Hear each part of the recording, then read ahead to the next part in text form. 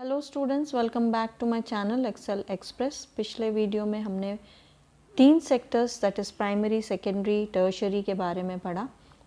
आज हम पढ़ेंगे कि how do we count the various goods and services and know the total production in each sector.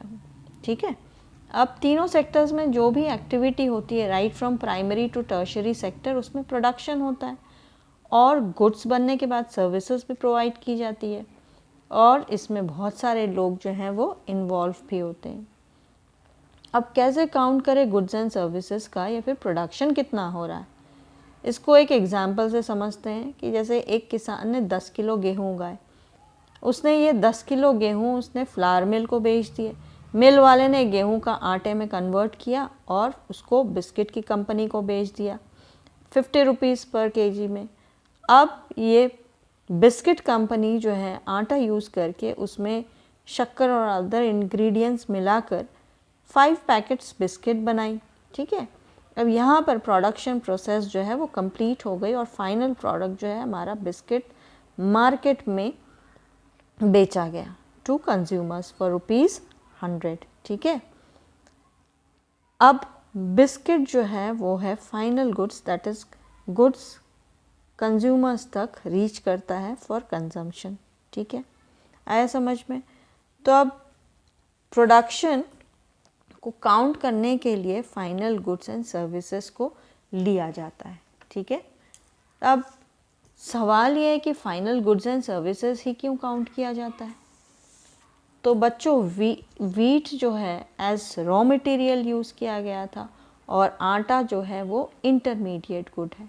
Wheat और आटा जो है वो इंटरमीडिएट गुड है और इंटरमीडिएट गुड्स यूज़ किया जाता है for producing final goods and services. ठीक है, और फाइनल गुड्स में ही इंटरमीडिएट गुड्स की वैल्यू इंक्लूडेड होती है। Hence the value of ₹100 for the biscuit that is final goods already includes the value of the flower that is ₹10। और अगर हम काउंट करेंगे भी तो it won't make any sense as the value of the same thing will be counted many times, क्योंकि उसी में already included है। ठीक है, फर्स्ट वीट, फिर फ्लावर और फिर बिस्किट, तो बहुत सारा हो जाएगा। तो instead of counting it again and again we take the final good. ठीक है, और हमने देखा वीट जो है वो प्राइमरी सेक्टर से रिलेटेड है, उसको उगाया गया, फिर आटा बनाया गया और बिस्किट में कन्वर्ट हुआ, तो दैट वाज सेकेंडरी सेक्टर का है। फिर उसे बेचा गया टर्शियरी सेक्टर में। अब फाइनल गुड्स एंड सर्विसेज जो प्रोड्यूस किया जाता है हर सेक्टर में एक साल में, वही total production of the sector होता है। मतलब primary sector plus secondary sector plus tertiary sector gives you the total production of the sector. और इन तीनों का सम अप या टोटल सम हमें जीडीपी देता है या ग्रॉस डोमेस्टिक प्रोडक्ट। ठीक है ना। अब ग्रॉस डोमेस्टिक प्रोडक्ट को कैसे डिफाइन करें।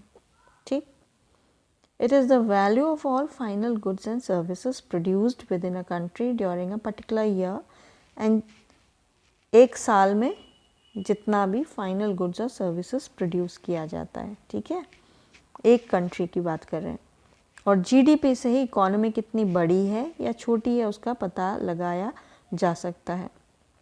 जितना ज़्यादा प्रोडक्शन होगा उतना ज़्यादा इकोनॉमी बड़ी होगी। Less production will give you less economy और you can say smaller economy. और ये मेजर करती है इंडिया में सेंट्रल गवर्नमेंट मिनिस्ट्री। ये मिनिस्ट्री दूसरे गवर्नमेंट डिपार्टमेंट की मदद से इंफॉर्मेशन कलेक्ट करती है related to total value of goods and services and prices, and फिर जीडीपी जो है या ग्रॉस डोमेस्टिक प्रोडक्ट जो है वो कैलकुलेट किया जाता है। ठीक है, स्टेट्स और यूनियन टेरिटरीज में। आगे समझ में। अब इंडिया की रैंकिंग जो है वो 5th है जीडीपी में। ठीक है, जो कि 3.732 ट्रिलियन डॉलर्स में है। ठीक है, सबसे पहले यूएसए आता है, फिर चाइना, फिर जर्मनी, फिर जापान और फिर इंडिया दैट इज़ 5th। ठीक है, 5th रैंकिंग है और यूएसए की सबसे ज़्यादा बड़ी इकॉनमी है विथ 26.85 ट्रिलियन डॉलर्स। ठीक है, तो बच्चों, उम्मीद करती हूँ कि आज का एक्सप्लेनेशन जो है वो आप लोगों को अच्छा लगा होगा।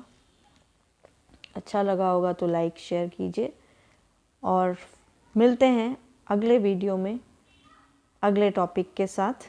तब तक हैप्पी लर्निंग।